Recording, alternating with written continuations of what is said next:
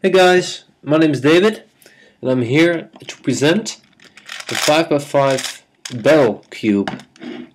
This cube was made out of a 5x5 Shengshao and it took me about 4 days to build it. The inspiration for this particular puzzle came from Dan, or crazybadcuber, and he has a video of his own superbarrel. And I was so intrigued by that video, I decided to make one of my own.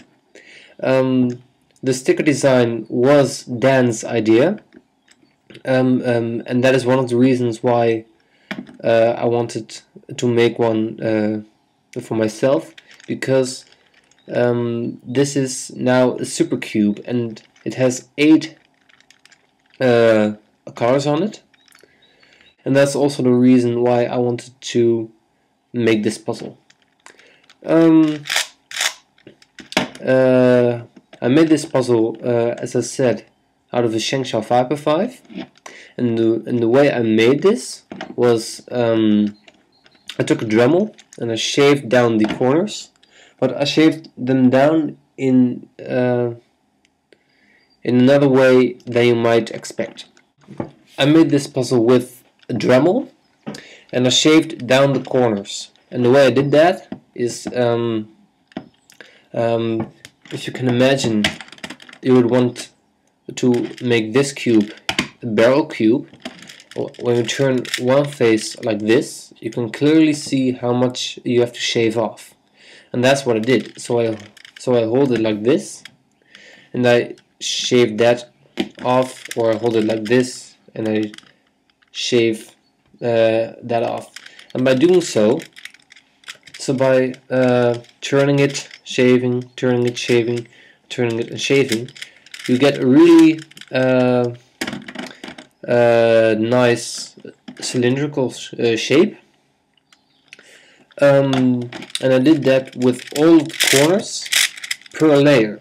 So first I did that layer all the way around, and then the second layer, third layer, the fourth layer, and the fifth layer.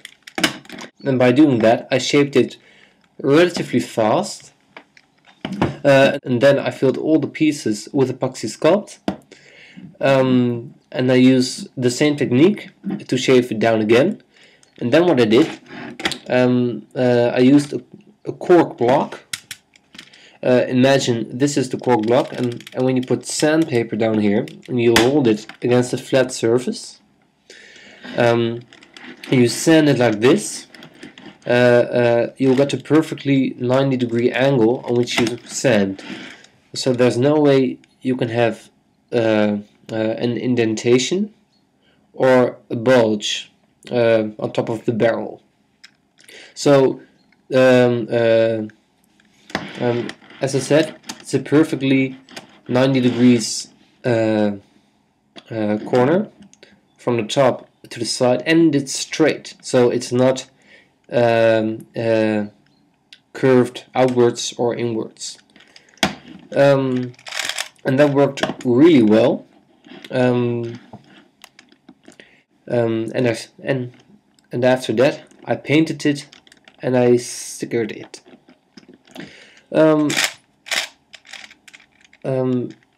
So as I said, this sticker design is Dan's idea, and I asked his permission if I could use his sticker design, and he said yes. So Dan, thank you for that.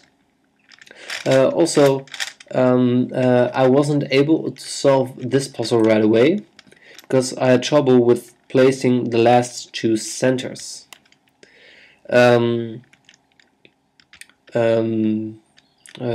I could get the cross of the centers, but not the corner parts of the centers. But so I had to look up a tutorial on how to solve a 5x5 supercube, and I found that on Super Antonio Vivaldi's channel, a great channel with all kinds of tutorials.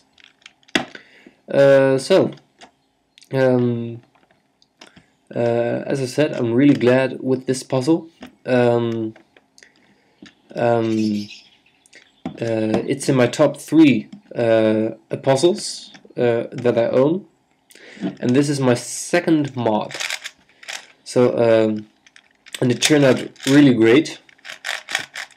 I really like it, and I think I'm going to make another one out of a 4x4, or maybe a 6x6. This thing scrambles really great because you have these sides and you can turn it like this and then like this, so you can have all kinds of crazy shapes. Like this piece, it's really indented, it's really sunken into the puzzle. So yes, it's a really nice puzzle. I'm not going to completely scramble it because I wanted to show you some other features, and that is I've learned that this thing is also really difficult to solve. Scrambled non-shapeshifted form, and that's like this. I did figure out how to solve it in this state, but it's really difficult. It's much more difficult than solving it in its scrambled shapeshifted form. So that's a really nice bonus into this puzzle. So I'm really glad I made this, and I'm really glad it turned out the way it did. So this was a quick review of the puzzle. It turned out really great, and I hope you liked the video. Okay guys, bye.